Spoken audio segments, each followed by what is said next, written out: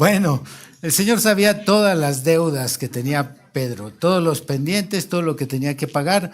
Así que Él va a realizar un milagro que va a impresionar a Pedro y ese milagro va a sacarlo de apuros. ¿Se dan cuenta que el Señor llegó para realizar el milagro después de que Pedro regresó y no antes de que él saliera a pescar? Todo esto sucede no de manera casual, sino ocurre para que el milagro sea evidente. Repitan, para que el milagro sea evidente, Dios nos tiene que dejar primero fracasar.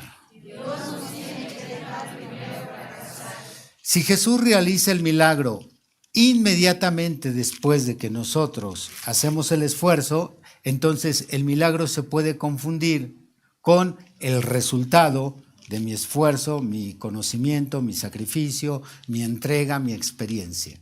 Entonces, si tú analizas en retrospectiva tu vida, los milagros normalmente llegan después del fracaso. Si llegan antes, es muy fácil que se pueda confundir, que alguien pueda decir, claro, el negocio tenía que funcionar porque yo sé mucho sobre este negocio, yo tengo mucha experiencia, yo a lo largo de los años he recogido tanto conocimiento que aquí está el resultado de mí. Por eso el Señor normalmente llega después del fracaso y no antes. Así que primero te deja fracasar, te deja caer, incluso si es necesario va a dejar que te quiebres primero, para que una vez que te quiebres y que te quede claro, que me quede claro que todos venimos del polvo y que no somos más que polvo, entonces ahora sí es cuando el Señor entra en la acción.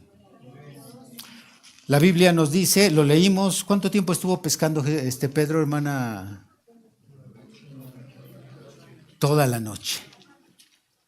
Un hombre con tanta experiencia, un hombre que creció en el mar, un hombre que su padre le enseñó a tejer las redes, le enseñó los diferentes tipos de peces, este se llama carpa, este es el salmón, le enseñó a qué hora se pesca, a qué distancia se acerca,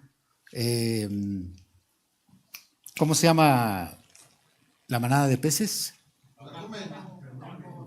Los bancos.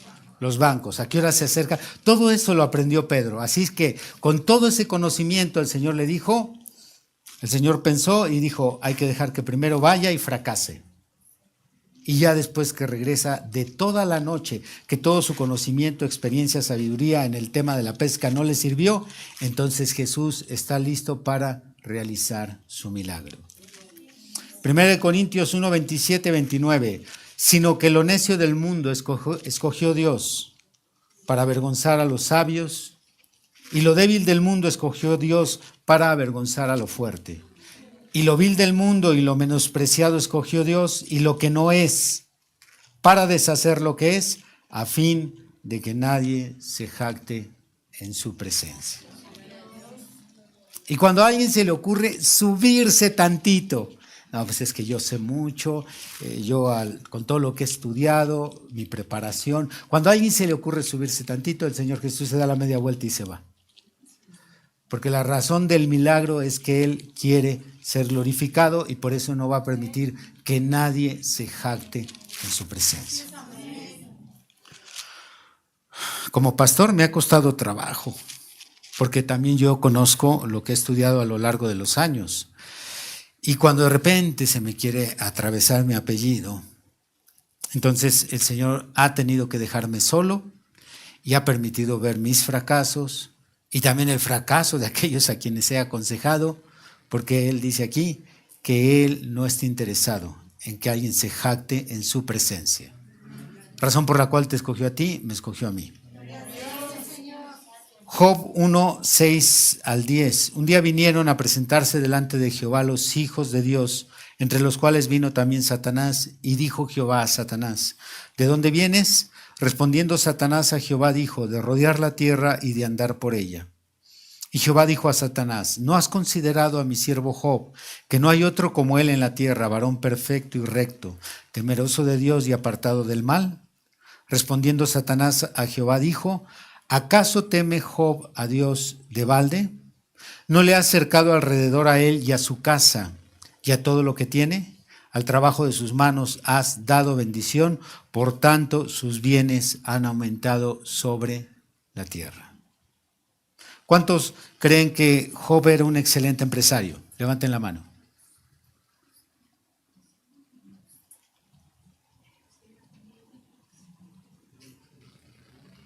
¿No lo era?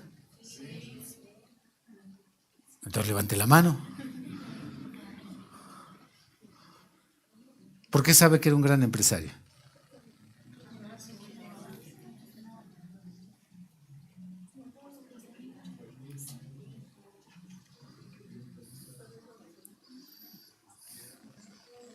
¿Cuántos creen que Pedro era un excelente empresario en la industria de la pesca? Levante la mano.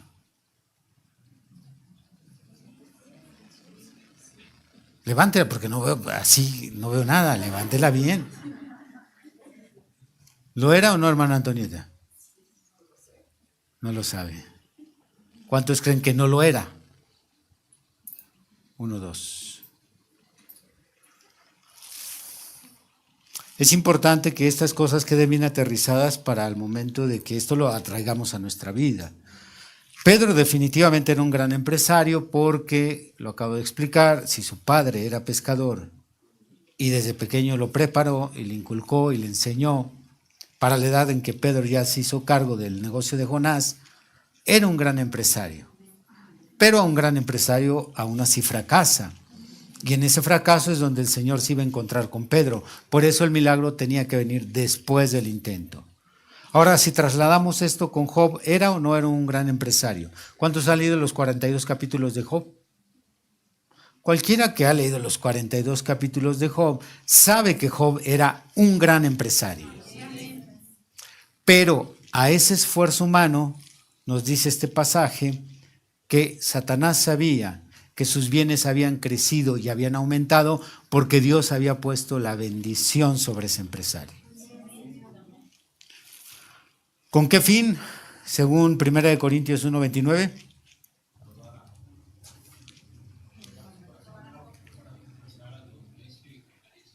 Para que nadie se jacte en su presencia. Repitan, para que nadie se jacte en su presencia. Muy bien. Sigamos con Pedro. La Biblia nos dice que la cantidad de peces que recogieron en este milagro fue exagerada. Y aun siendo tantos, las redes no se rompieron.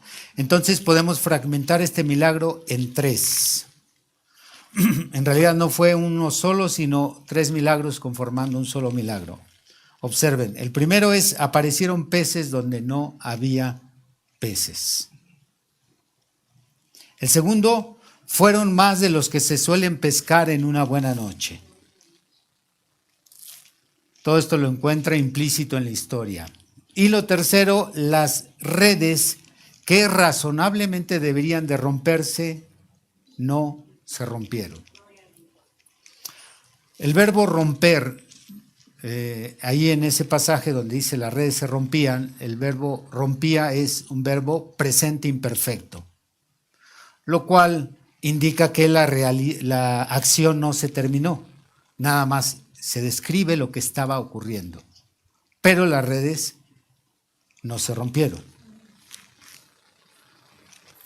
A ver, todos los que leyeron ese pasaje, ¿en qué podría yo basarme este último punto? Porque no quisiera que alguien pensara que le estoy agregando a la Biblia. ¿En qué podemos basarnos que las redes no se rompieron, aunque el verbo imperfecto que se usa ahí dice se rompían?